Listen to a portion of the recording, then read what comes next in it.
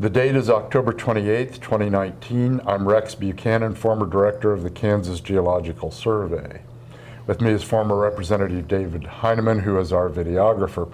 We're at the Kansas State Historical Society in Topeka to conduct an interview that is part of the Kansas Oral History Project series examining the development of water policy during the 1970s, 80s, and 90s.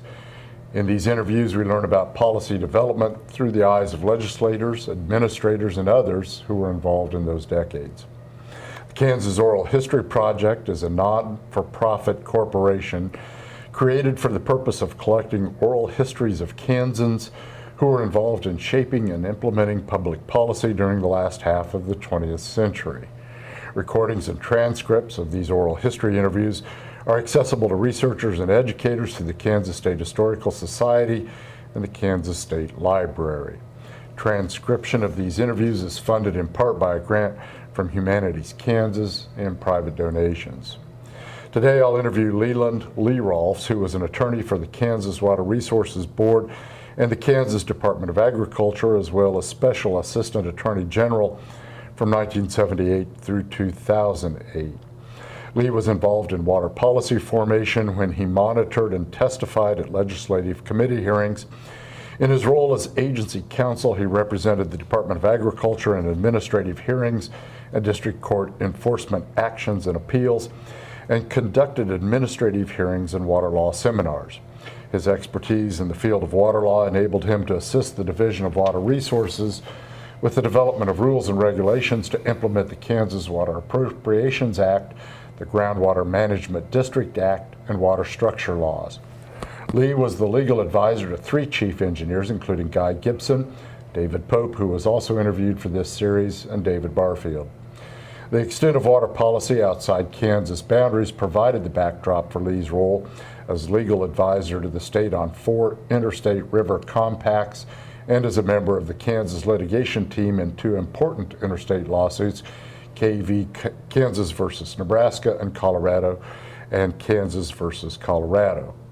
Since leaving state service, Lee continued to be involved in implementation of water policy by providing consulting services to Kansas Water Office, the Missouri River Association of States and Tribes, and the Division of Water Resources in the Kansas Department of Agriculture.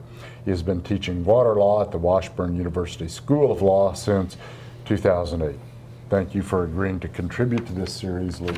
You're welcome. So let's start a little bit with your background, just to be clear before we get into the meat of this. So you started at, in effect, the Division of Water Resources in 1978. Is that accurate? That's correct. I came to work as the first legal counsel that was hired in water resources because of result of the governor's task force in 1977 and 78. They felt more needed to be done in terms of educating lawyers and having legal assistance to the agencies. And so I don't know, they immediately provided funding, but they created the first position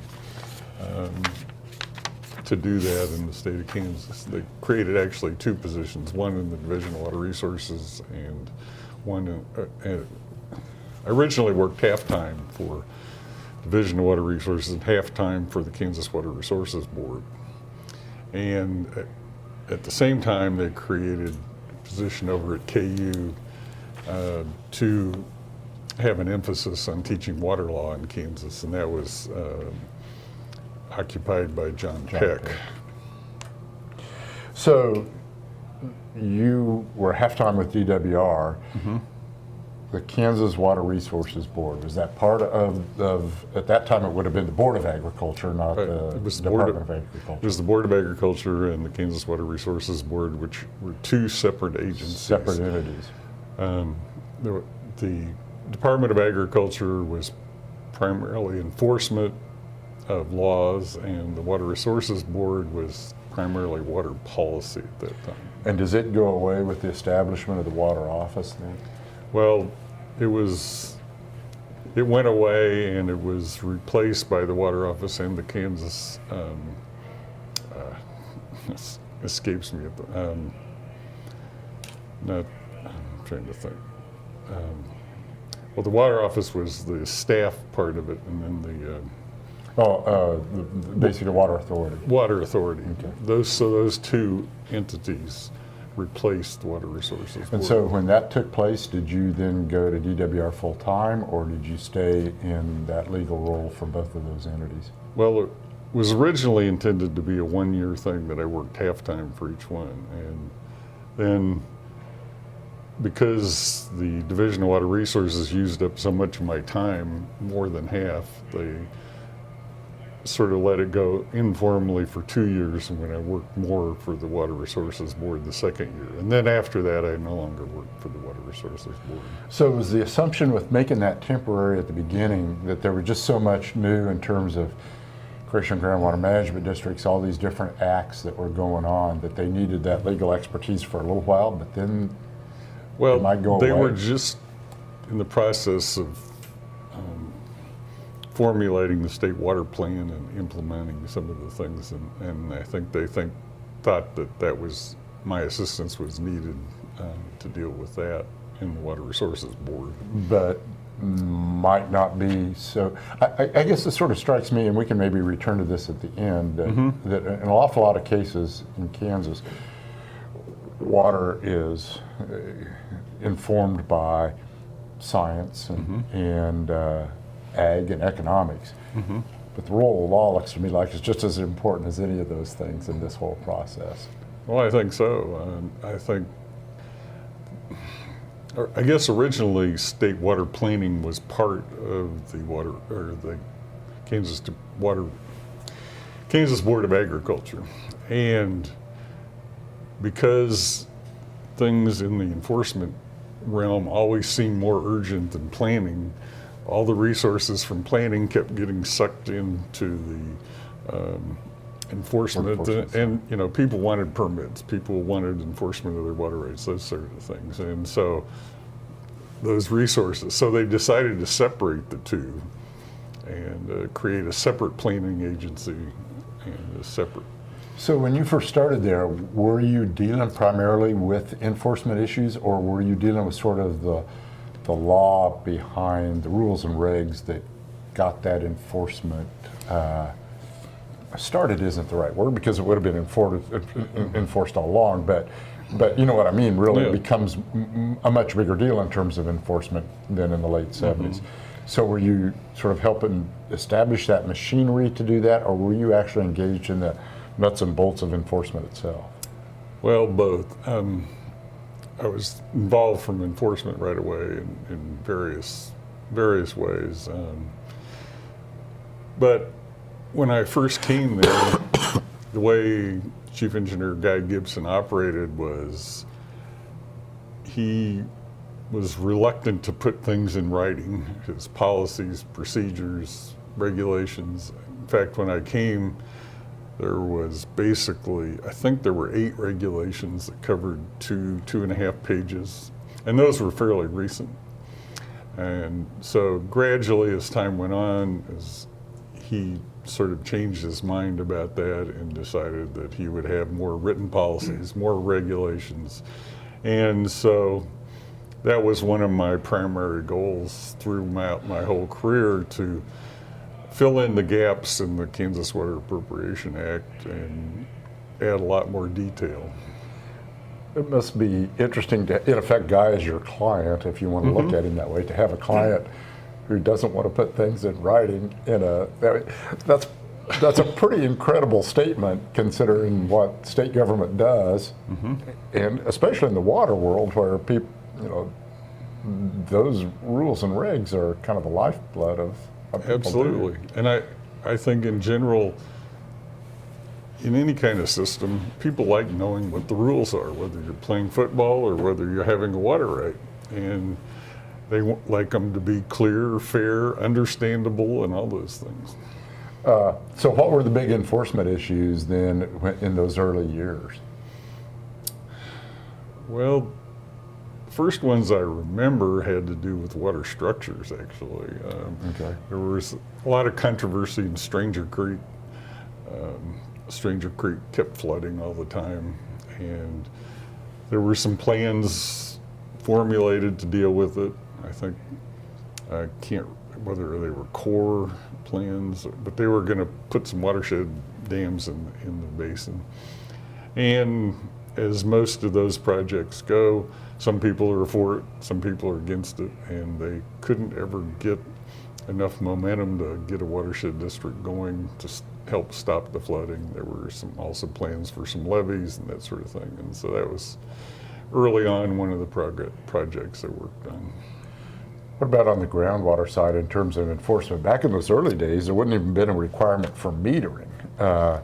Oh, true. You would. This is back in an era when they're really making a transition from the sort of era of water plenitude to sort of then applying the legal system to the recognition of limited resources. Is that a fair statement?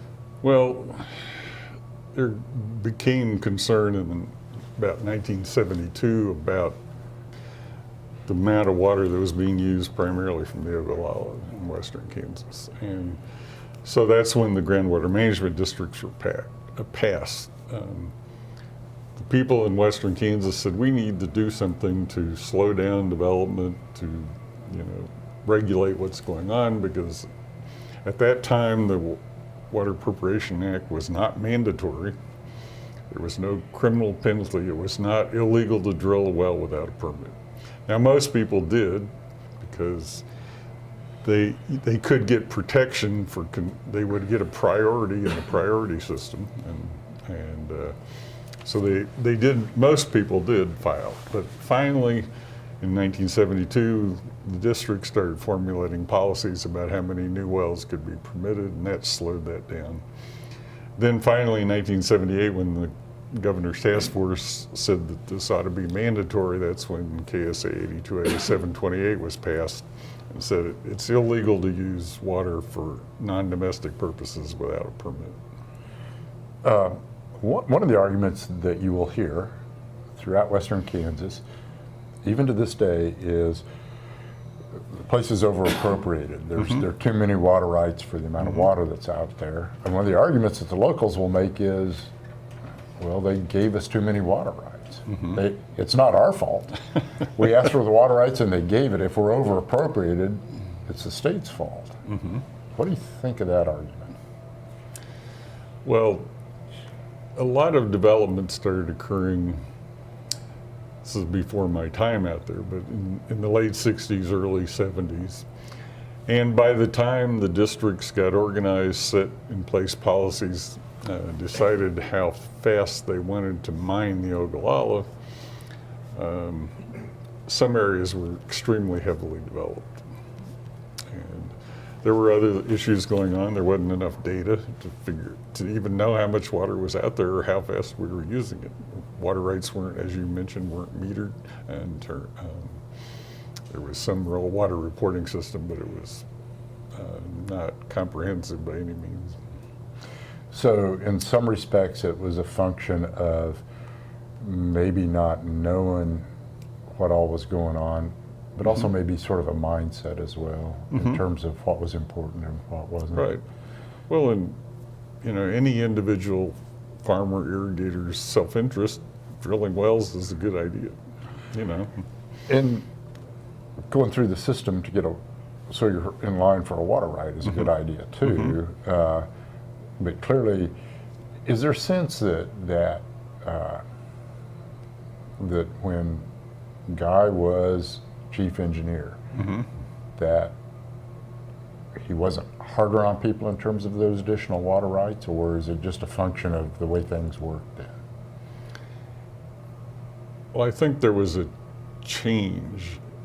Originally, the Groundwater Management District was asked for by the local western people. They wanted more controls. They wanted a system in place to slow down and stop or reverse development.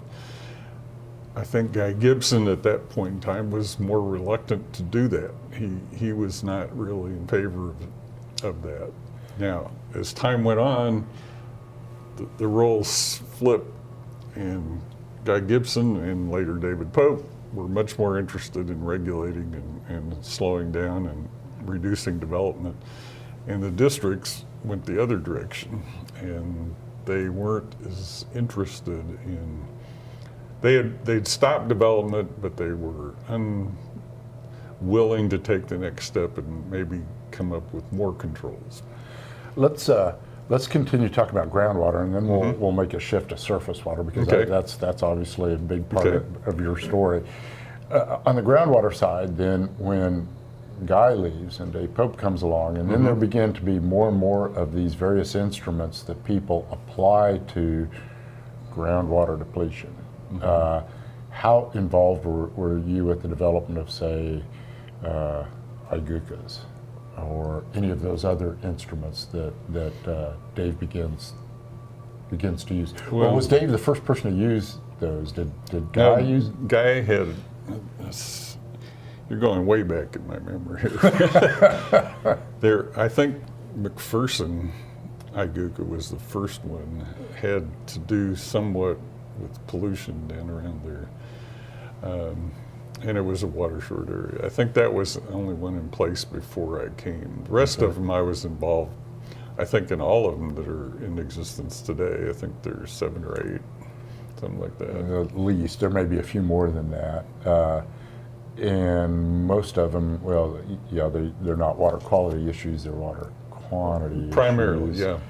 yeah. I think the McPherson was related to both. Is that right? Okay. So were you involved with the sort of implementation of those things then? Yeah, I was participated in the hearings on those. And how did those go down? I mean, did people, today, we haven't had a new one for a long time. You Right. don't hear a lot of, you occasionally hear a little conversation Right. about it, but you don't get a lot of conversation about them. They're not real popular in my sense with the locals, I think is a fair statement.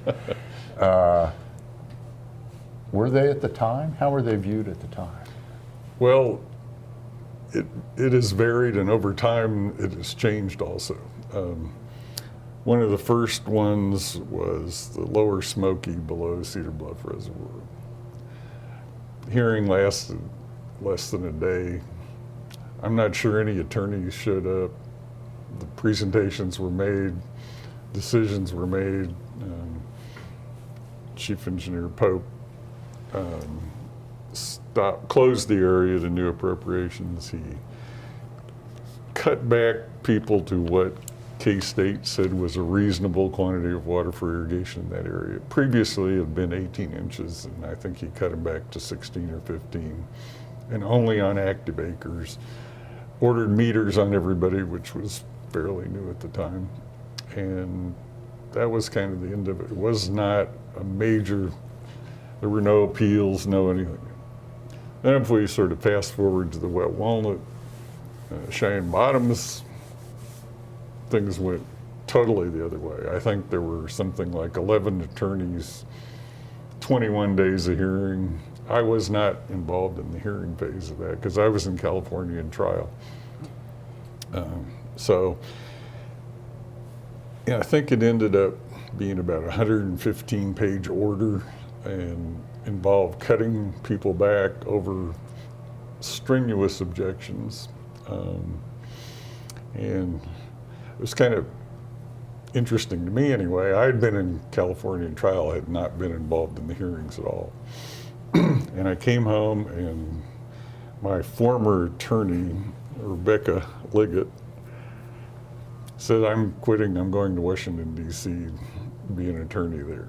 And so David says, here's all the information from the hearing, you write up the order.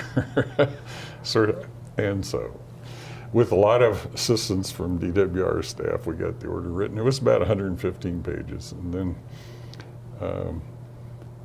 I had to go back to California, and then I hired Connie Owen, who's currently does some contract work for hearings. She was new, and I said, 6 hours after the order got issued, it got appealed in district court. And I said, well, welcome on board, Connie. Here, go defend this.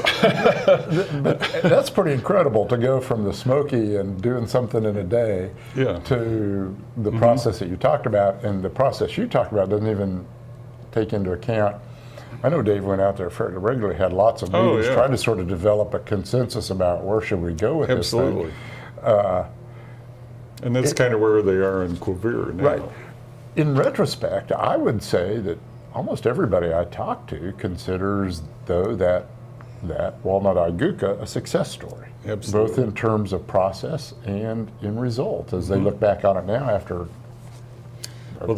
several decades. Several things happened. David Pope said, I think we need to check in on this. And so he created a task force to meet annually to review what's going on, water levels, usage, problems, anything.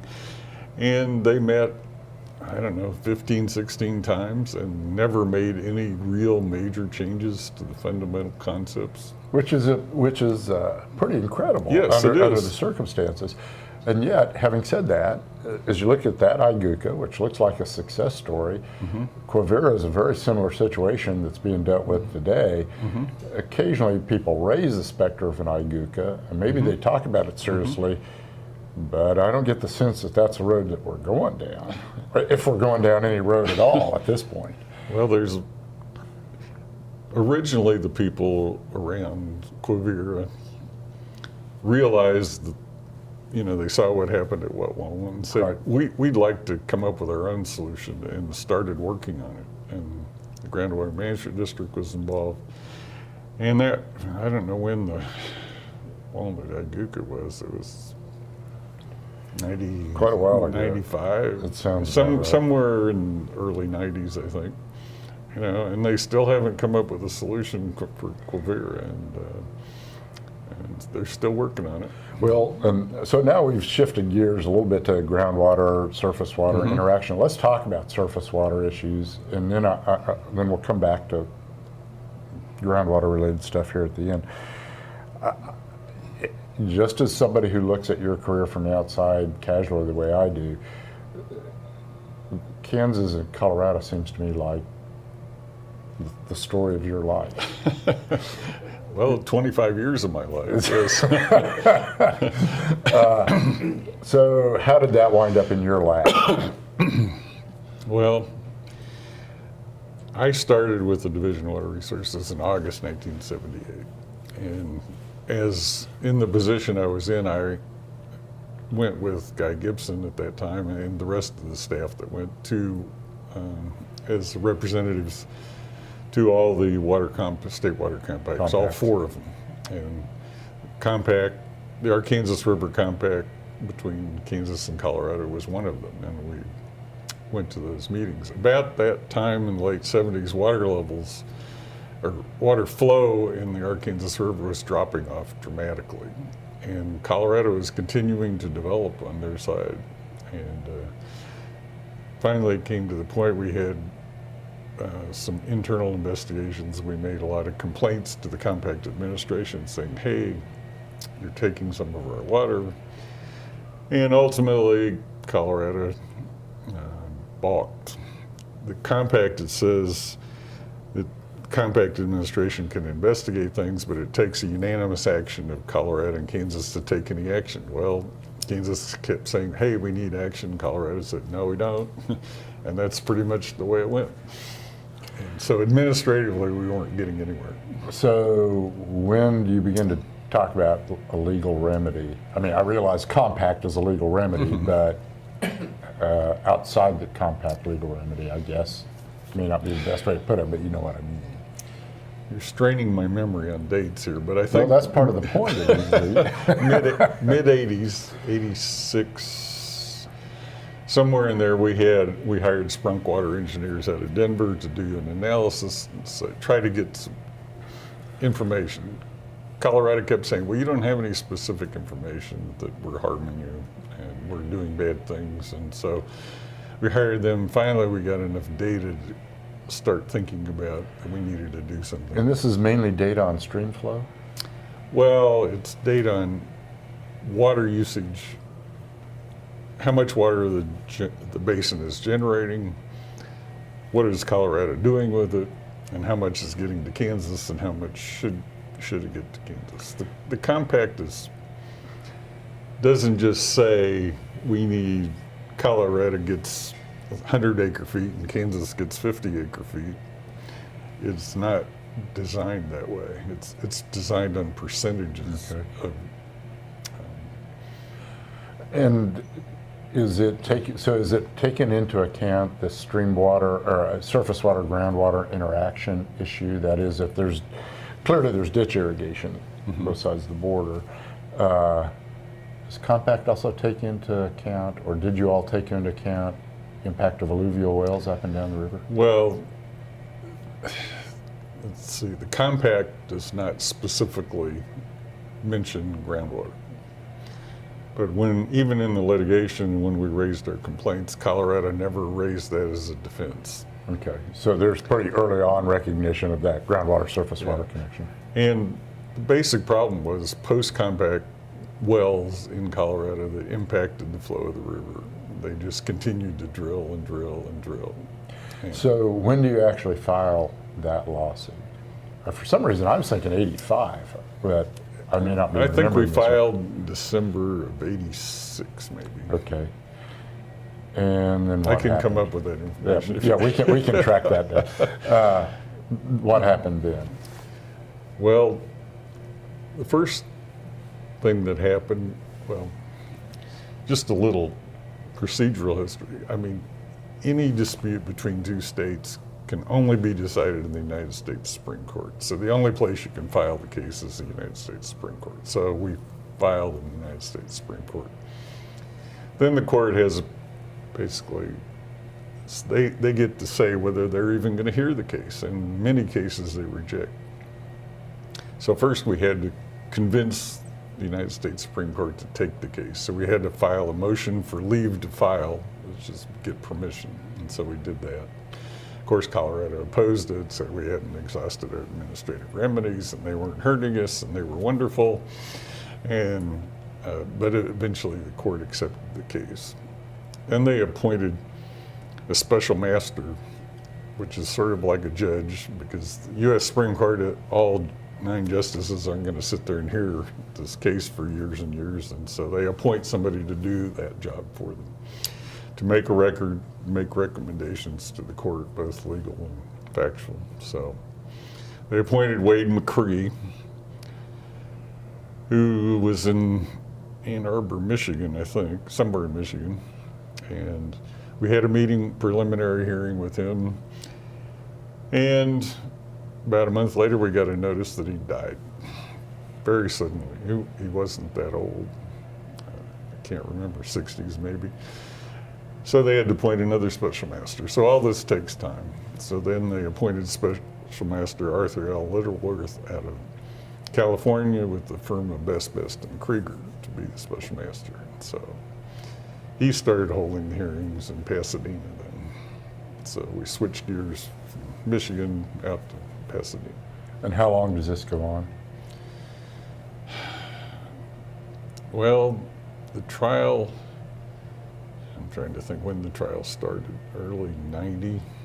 There was a gap of 4 or 5 years after we filed while we did all the work, put the case together to get the data from Colorado. That was one of the problems, major problems, was Colorado said you can't prove that we're hurting you and we have all the data and you don't. And we're not giving it to you. So when you say there's a trial, it's an actual lawsuit of Kansas versus Colorado, Absolutely. only instead of going in front of the standard jury, it's going in front of a special master. Right. And is that special master then making the determination of who wins and who loses, or does he just make a recommendation to the Supreme Court? How does that work? He creates a record, and it's in form of reports to the court, and then he makes a recommendation both as to the law and to the facts. And then it's totally up to the Supreme Court whether they follow that or not. They can do anything they want. And how long did that whole trial phase take? I think it occurred over 3 to 4 years, the actual trial part of it.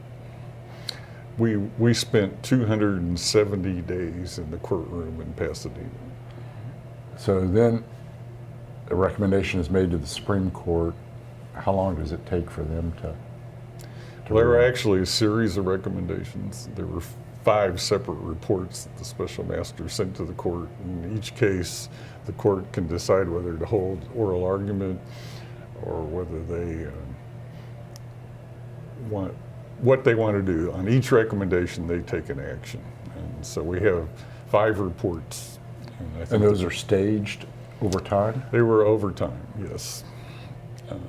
We sort of bifurcated the hearings. First, are they guilty? And secondly, what are we going to do about it if they are?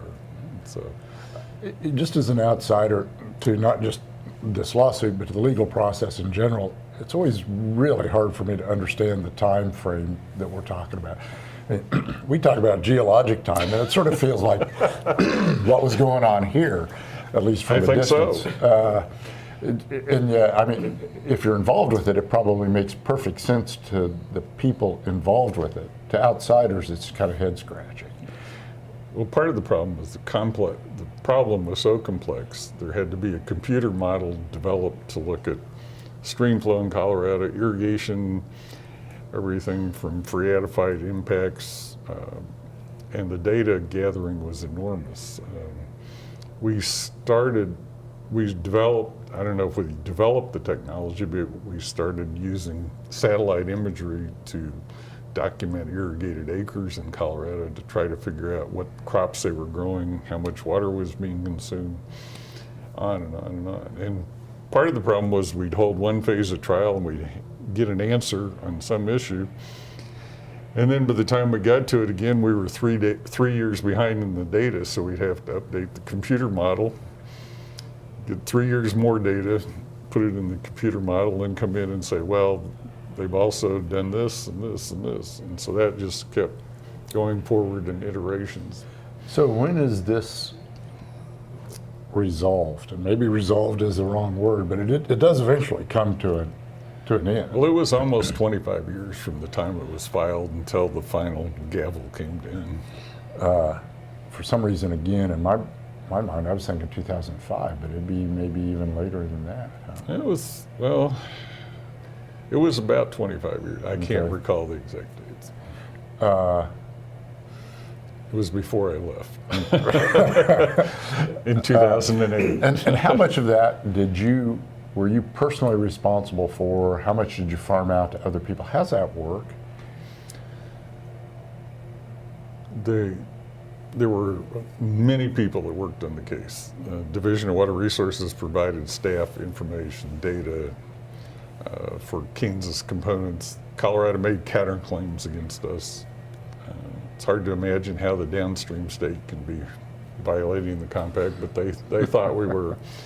None of those claims ever turned out to be legitimate. Let's see. What else? I'm sorry. So, but I assume you hired other attorneys Yes. to help you in this process. Yes. Originally, the attorney hired was Richard Sims from Santa Fe, New Mexico, and he was lead chief counsel. He had experience in the Texas v. New Mexico case. He had interstate water experience in the U.S. Supreme Court. Later, just early into the trial, then it was taken over by John Draper from Santa Fe, New Mexico as chief counsel. I worked on it the entire time. There were other attorneys from those 2 offices in Santa Fe that worked on the case. So how does that work? Are We had you consultants, we had technical consultants, Sprunk Water engineers out of Denver. We had Steve Larson out of Maryland, who was a computer modeler.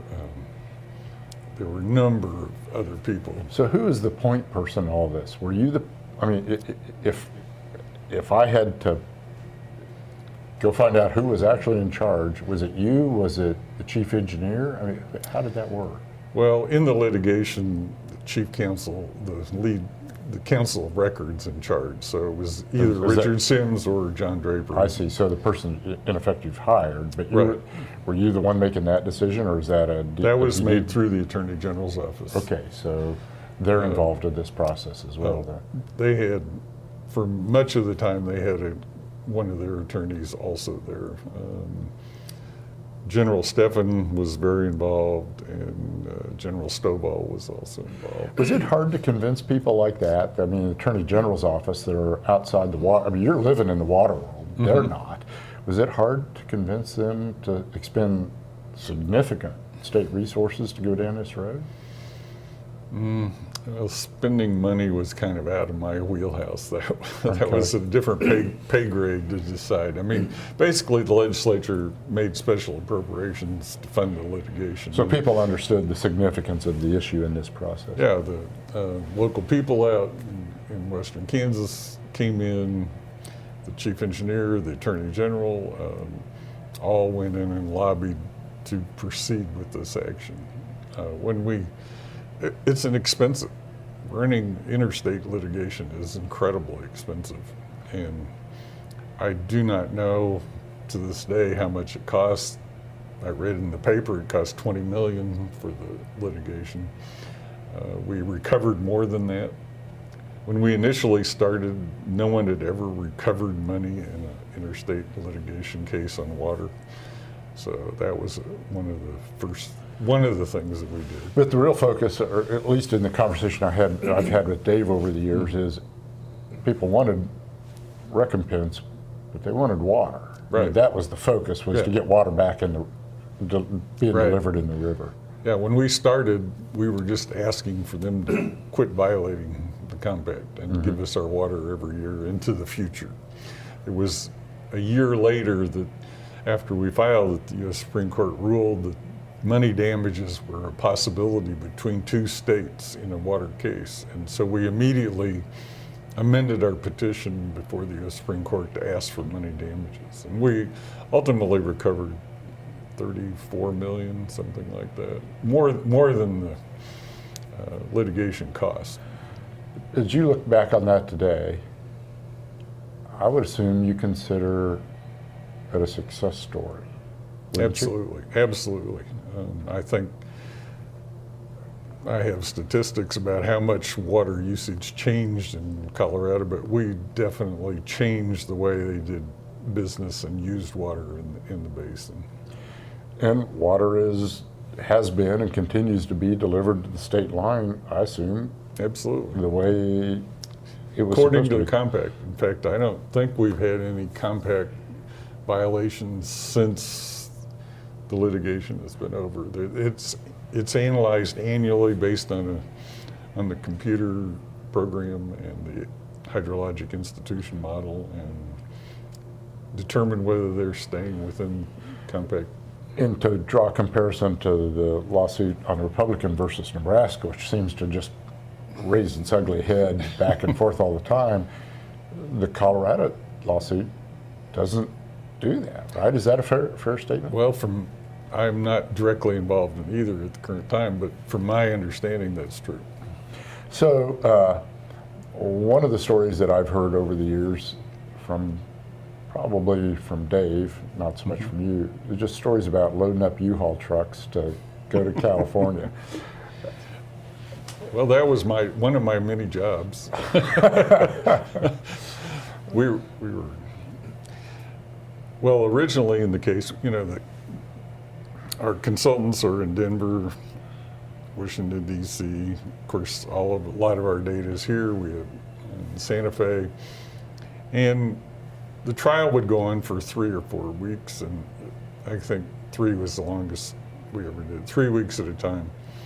And then occasionally we'd take breaks, come back, and so originally we didn't have computers, we didn't have scanned documents, we didn't have all those things. And It was all paper? Everything was paper. At one point, we had 17 file cabinets of files just in California. And so when we came back, we needed that information to work to prepare for the next. And so we had to get it back here. So one of my jobs was we rented a 24-foot Penske truck, loaded copiers, file cabinets, desks, copiers, computers, whatever we had on there, and I drove them from Pasadena. Usually I went to Pasadena and then to Santa Fe and then up to Denver and then back to Topeka. So, and I don't know how many times I made the trip, 3 or 4. There's something about that I just find hugely entertaining. I'm not quite sure why. It doesn't quite fit with my idea of how all of this proceeds. Now, as time went on, we had more and more scanned documents, Digital. more and more computerized stuff, and we didn't have to keep doing that. We relied more on Federal Express sending 10 boxes home instead of a truckload. Some of the other stories that I've heard over the years is sort of the stress, the toll that stress in this process took on everybody involved. Can you speak to that? Well, it was extraordinarily stressful, I thought, and I think most people would agree. Like I said, we spent over a period of maybe 3 years, we spent 270 days in the courtroom and out there. And at one point, I figured, I couldn't remember I can't remember the numbers now. I figured out that we were spending 10 man-hours preparing for every hour in the courtroom. Holy cow. And so, there was a lot of, besides just the courtroom time, there was an enormous amount of preparation time. And of course, we generally worked from noon on Sunday till Friday night, sometimes Saturday morning, and then we maybe got 24 hours off a week, and the rest of it we were starting at 7 in the morning and work until 11, 10 at night. And it was just on and on and on. It was just.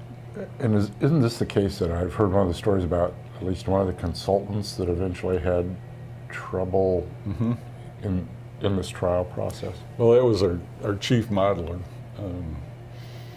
And he had developed the whole hydrologic institution model, and he had been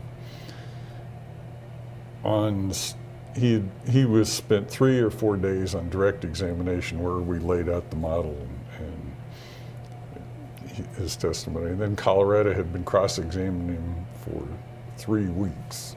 So 15 days on the stand. And we came back Friday night from trial, and he had finished cross, and we were getting ready to do redirect to clean up things that were happening. And I don't think he even came back to the Residence Inn where we were staying, and we never saw him again.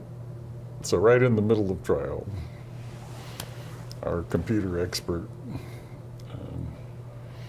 I guess our computer expert crashed. He was hospitalized. Colorado screamed and yelled and said the case ought to be dismissed and everything.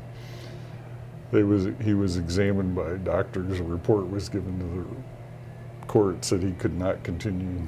And the special master graciously allowed us time to redo our case and fix the problems that we had. And that took about almost a year.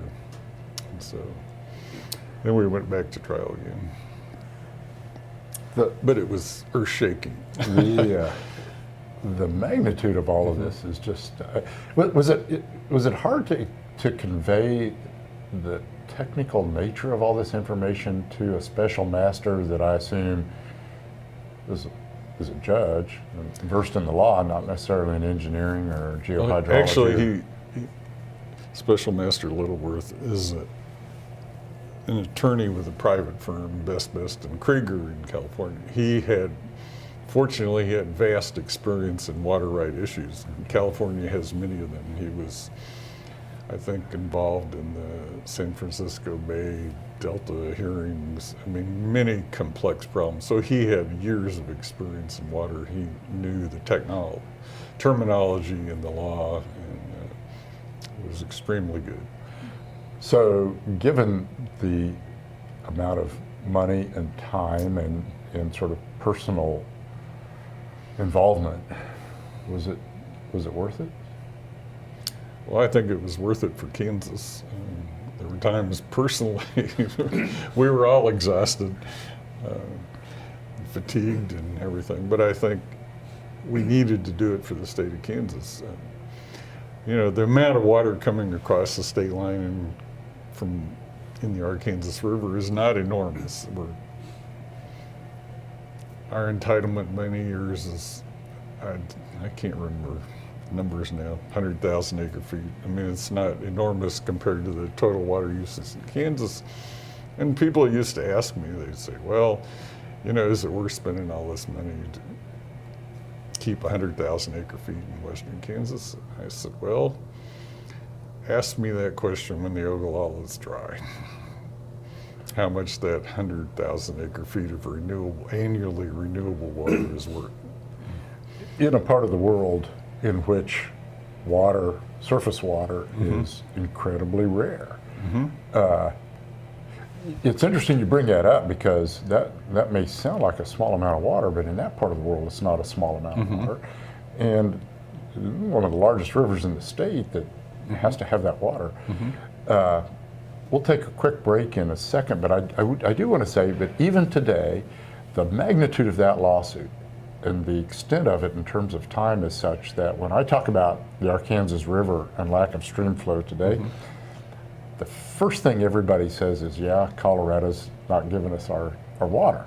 And I always say, well, no, that got dealt with. The problem is, if there's a problem with the Ark today, it's not Colorado, it's Kansas. Yeah.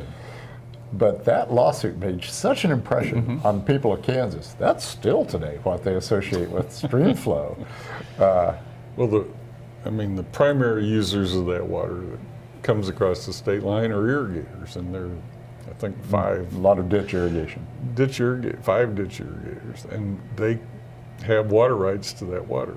Now, it's not like Chief Engineer Gibson or Pope or Barfield gave them those water rights. Those water rights were between 1880 and 1890. Some of the oldest water rights in the state. Absolutely. And you know, that's when they achieved those water rights, which were real property rights. So it wasn't the fact that just in the 70s somebody gave them these enormous water rights. They have been in existence shortly after statehood, actually.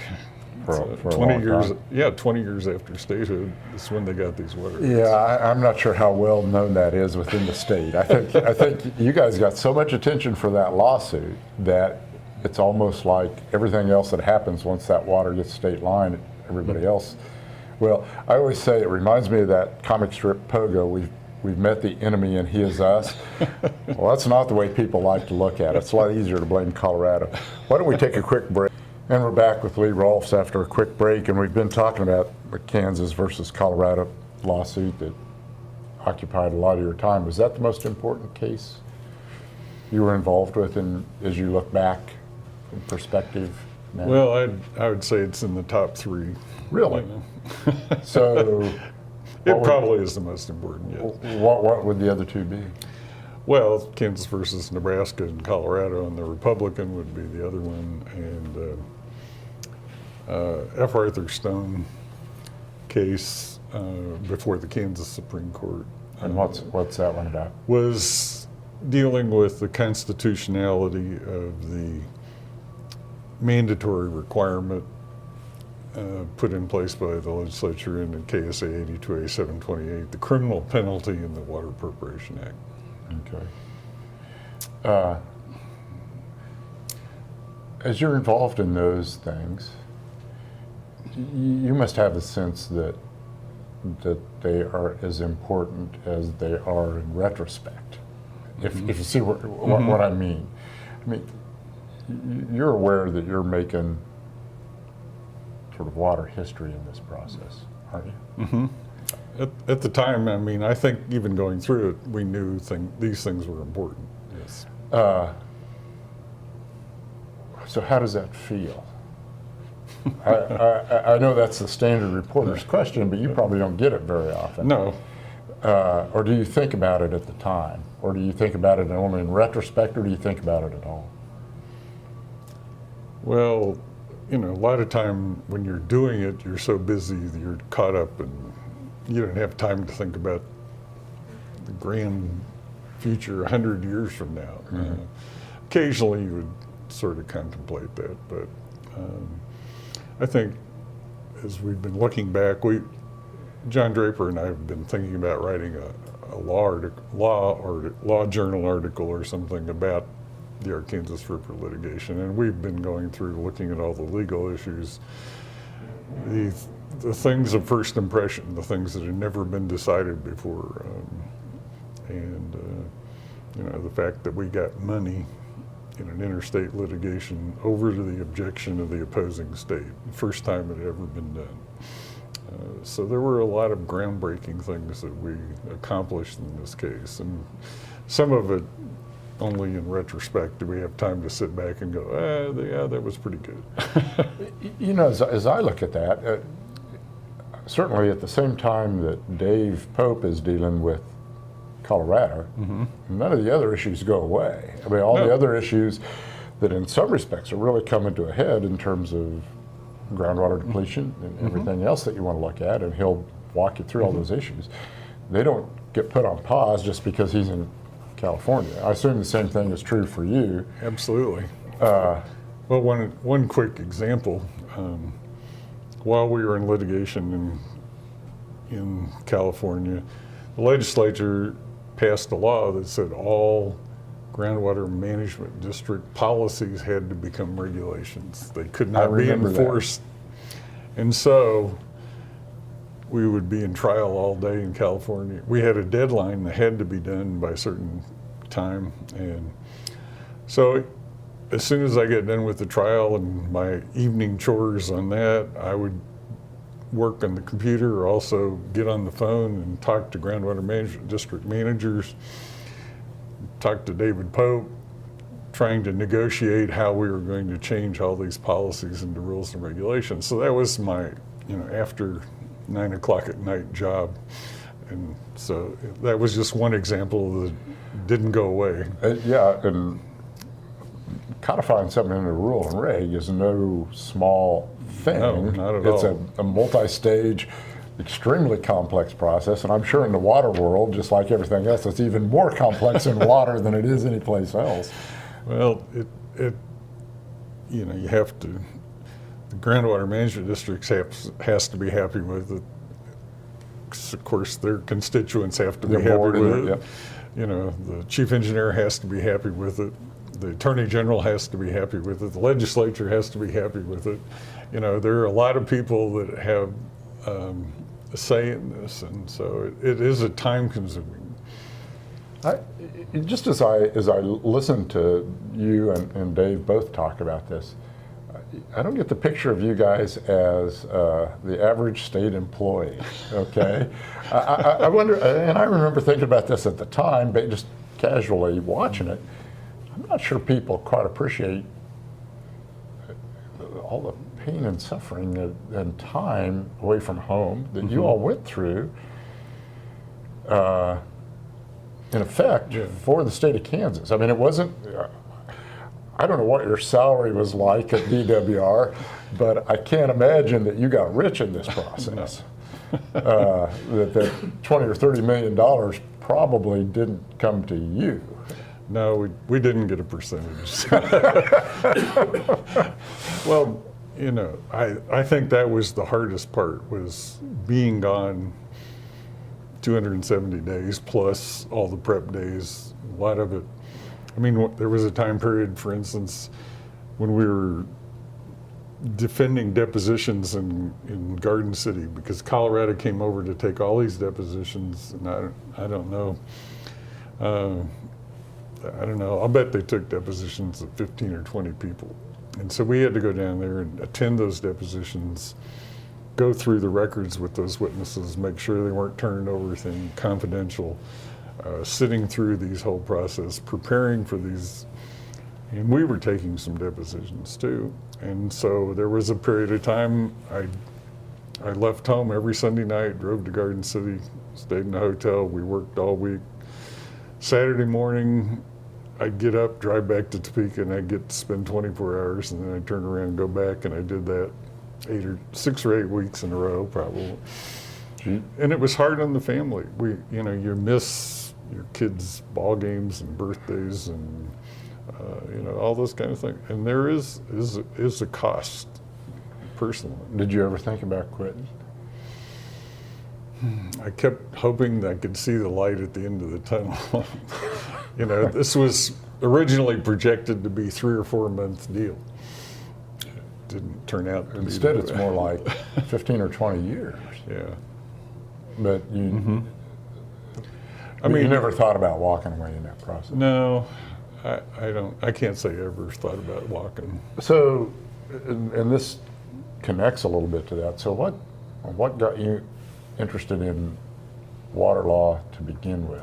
Or did you start out that way? Was it just the job that became available, or how did you start down this path? Well, you know, I didn't, when I was 3 years old, I didn't say I wanted to be a water lawyer or anything. Wasn't it? And I had taken water law at KU from Earl Schertz, who wrote bullet number 3 in 1957 about the Water Appropriation Act.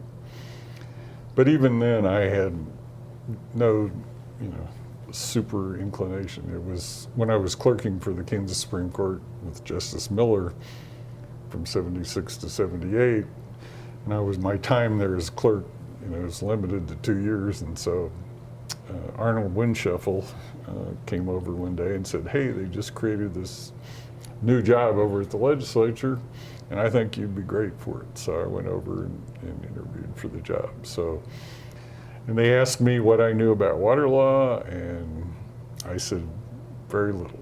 And Guy Gibson, who hired me, he told me later, he said, "One of the reasons we hired you is because you were the only person we felt was honest and told us you didn't really know anything about this. We could train you and make good use of you." And so I don't know who the other candidates were. So in some respects, you're learning the intricacies of Kansas water law on the job. Is that a fair? Absolutely. Fair statement? Absolutely. I mean, doing research on each particular issue. Guy Gibson had a, shall we say, cantankerous personality. He was forceful. He was forceful. You knew when he was in the room, that's for sure. And but he was extremely knowledgeable about water law, water rights, technical issues, and he was, in many ways, a great teacher about that sort of thing. And I, had all kinds of other people helping me along the way. So today, having the value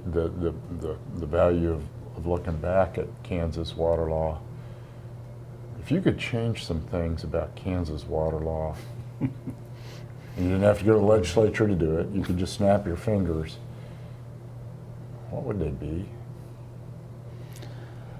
Well, I have to say that fundamentally, I think the Water Appropriation Act is pretty sound fundamentally. I think Kansas had great foresight in 1945 particularly when it made a system where there's one priority system for groundwater and surface water, and takes into account interaction between the two. Absolutely. I mean, there are other states that still aren't there. Or have been drugged there kicking and screaming in spite of all the evidence to the contrary, which is Nebraska. I mean, hydrologists and modelers and engineers have known for years that there's a connection between groundwater and surface water. The law has lagged far behind that in many areas. Nebraska is one of those cases. Prime example. Texas would be another. But so, in effect, that one system doesn't make that differentiation. Right. First in time, first in right, work okay? Yes. The Water Appropriation Act, without a doubt, was in its terms and in its philosophy at the time, was to encourage development of water resources and development of the economy in the state of Kansas. Now, over time, that emphasis has shifted away from that. But at the time it was put in place, and it did do that. It did that by protecting people who wanted to make investments in water and other industries. And so people don't like spending millions or thousands of dollars on something if they don't know they have a secure water right to put to use in that business or whatever they need. So they need that protection. So in effect, the system encourages people to put water to a beneficial use is kind of the standard phrase. Absolutely. That you hear. And the whole act is designed and recognizes basically beneficial use. Now we think of other things about the environment, about fish and wildlife, about habitat, about all these other things that I don't think back in 1945 was a big emphasis. So in effect, as we enter a period of shortage, may not be quite the right word, but a period when water's not as plentiful or considered as infinite as it was, how should the law change to recognize that, or should it? Well, the Water Appropriation Act deals extremely well with direct interference of surface water rights with each other and is direct interference of wells with each other. It doesn't impairment. Yeah, but it doesn't deal as well with long-term overall decline of water table in an aquifer that's being mined like the Ogallala. And how to do that is an entirely really good question. And do you spend time thinking about that? I've spent a fair amount of time thinking of it, and I haven't come up with a great solution. I mean, there are all kinds of alternatives to reduce consumption in the Ogallala, and there are probably 8 or 10 different legal authorities that could be used to do that. But whether they're politically viable, whether they're practical, all these other things, that's another question. Yeah, I've always said if you need something to do in terms of entertainment value, suggest a change in Kansas water law to the legislature and then see what happens. Right now, priority is strictly first in time, first in right. There are different kinds of water rights, but the date of the stamp of the date determines the priority of your water right. Is that how it? What about should people take a look at different types of uses having different priorities here? That is, are there other ways to establish that as opposed to just simply time? Well, that's another good question. Have thought more about that, but there are certain things we can all agree have high priority. If you ask a whole group of people what would be highest priority, everybody would probably be saying for domestic or household use, because we all need water for cooking, cleaning, bathing, flushing our toilets, that sort of thing. Once you get, and probably municipal use that furnishes those types of things to municipal owners. But when you get beyond that, then who's going to decide? And if you're an irrigator, you probably think irrigation's the most important. If you run a Frisbee factory and you need water, you probably say that's the most important. If you're a golfer, you'll probably say water in the golf course. And if, like me, I like to fish, I'd probably say fishing is the next highest priority. So we would all disagree, okay? So who are we going to have decide that issue? Who do we want to delegate that responsibility to? The chief engineer, the legislature,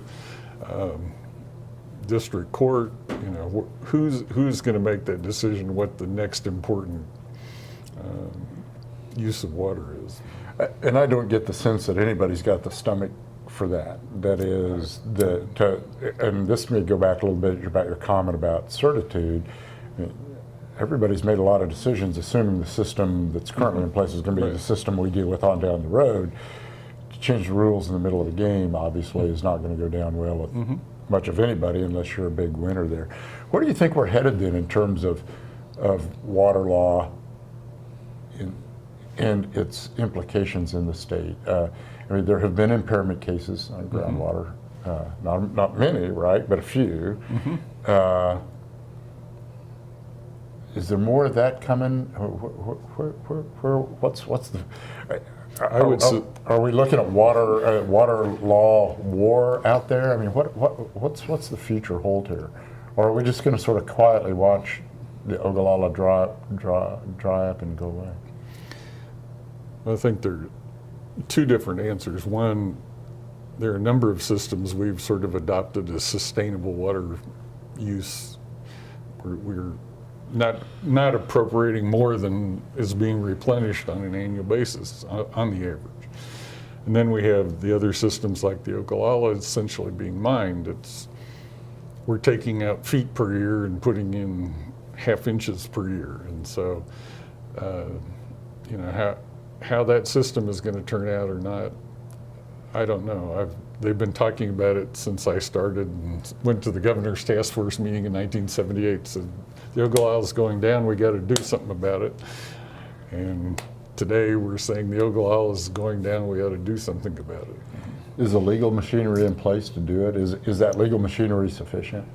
I think the legal machinery is there to do it. There are a variety of ways that could be used to cut back existing water use. There are people out there that say the water's there, it's just like oil or gas or gold or silver in the ground, let's use it and it's gone and we'll do something else. What I tell my water law classes is maybe not. This isn't like energy where we have alternatives. Water is a necessity. Without it, we don't have industry, we are not living here, we're not doing anything. And there is no alternative to that. So if we use up the water supply, what are we going to do? And we're not going to be here. That's the simple answer. Yeah, I've heard both sides of those arguments that what good is it doing underground argument, Absolutely. which I understand. On the other hand, I've also heard economists talk about substitutability, and I've always wondered, well, what do you substitute for water? I'm not aware if there's anything Absolutely. else that you could use that way. Supreme Court Justice said water is a necessity. That's clear and simple. That's where we are. So do you think we're headed for lots of lawsuits out there? Are we? Well, I would have thought actually that there would have been more before now. But I think our water law system and our water administration has dealt fairly in general with people, and so that has stopped a lot of that from happening. I mean, the Ogallala water supply is going down. Some of our other water supplies were polluting. So in essence, our water supply is diminishing. And as we have more people and more uses, and more industries and other things that use water in this country, the demand, supply is going down, demand's going up. That just bodes for problems. Do you feel like, well, a couple of questions to finish up. As you look at how other states have handled their, in the West, somewhat similar situations in a lot of cases. I mean, every state is different, but anybody done any better than Kansas has? Well, I haven't attended interstate meetings recently.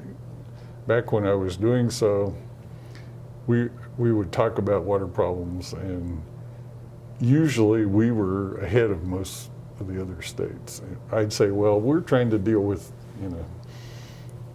issue D here, and they say, no, we're still back on A. We haven't even figured that out. And so I think Kansas overall has an extremely good system. It's done primarily through the administration of the chief engineer. I think it's a stable system, it's a fair system, and there could be improvements could be made, but I think overall we've got a basic strong system and equal anything throughout the West. It's a pretty complex system in terms of the number of agencies and institutions and individuals who have their thumb in the pie. I mean, you were at DWR, which I always tell people, hey, they're the 600-pound gorilla in the room. They're the ones with the water rights world. But you spoke about water quality issues, and then there are all these other agencies that impinge on both quality, quantity, surface, and groundwater. It's incredibly, I don't think anybody could argue, it's not a pretty complex system that the state has come up with. But I also tell people, sometimes I think that's by design. That's how the state wanted it, a fairly complex system. Do you think that's, as you watch it evolve, is that characterization accurate, do you think?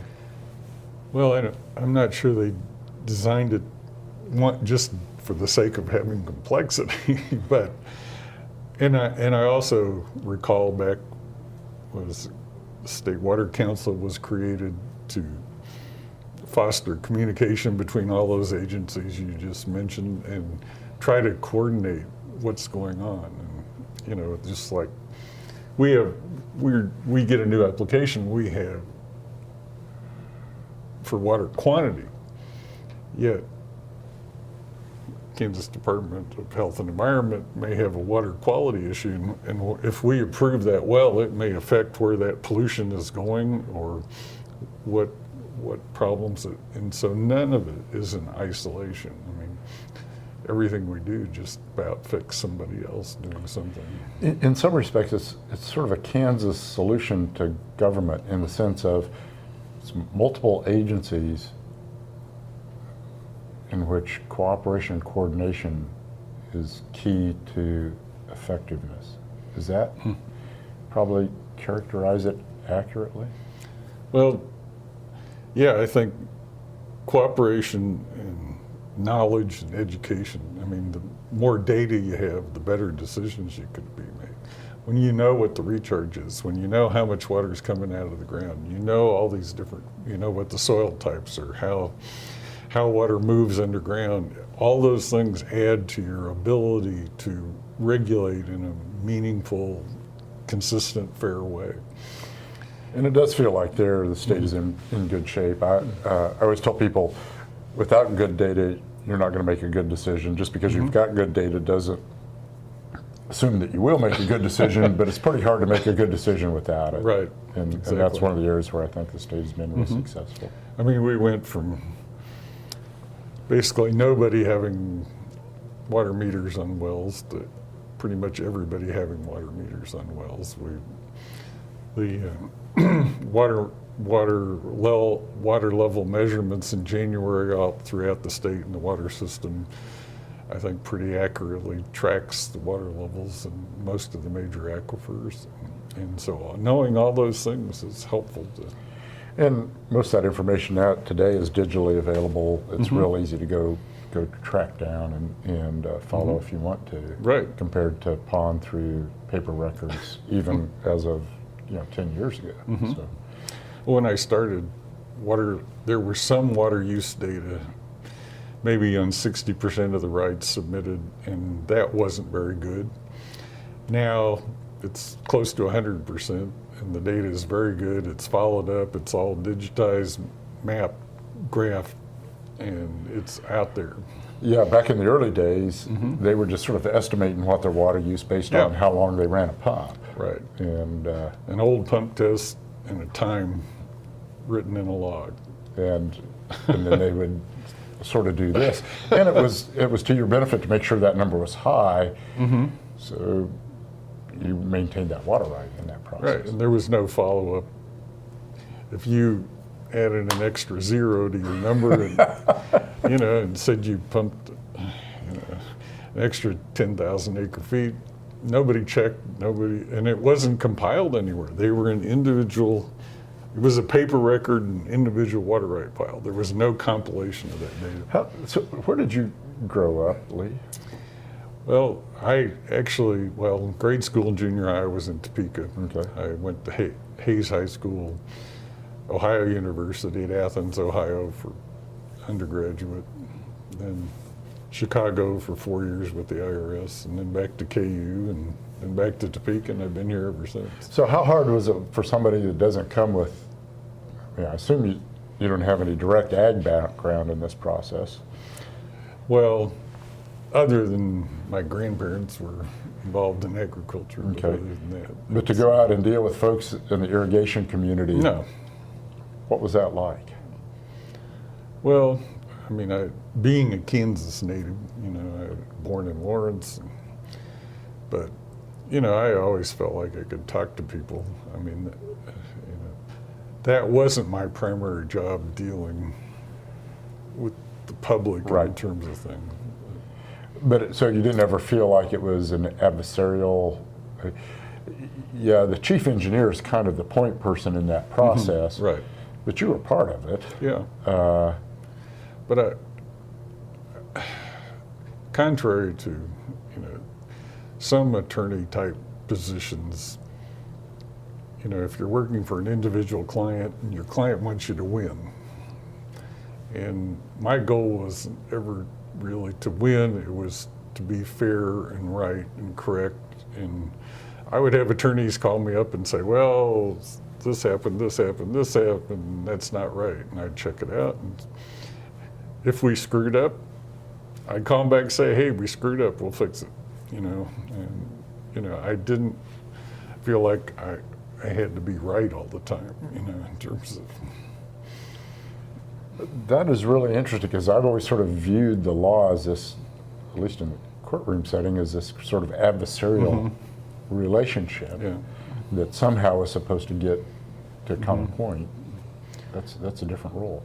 But, well, I guess I felt our role was to administer the law fairly, correctly, and use the right facts. And occasionally we made mistakes. I think overall we did a fantastic job. But One last question: Did this move from the Board of Agriculture to the Department of Agriculture make any difference in any way to you or DWR in this process?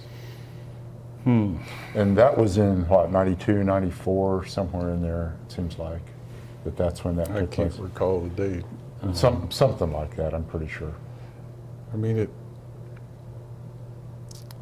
mean, when the board was there, we had to meet with the board annually or more often, and they reviewed everything that we did. And so we had different bosses in a way. When that went away, it changed. We're more into the executive.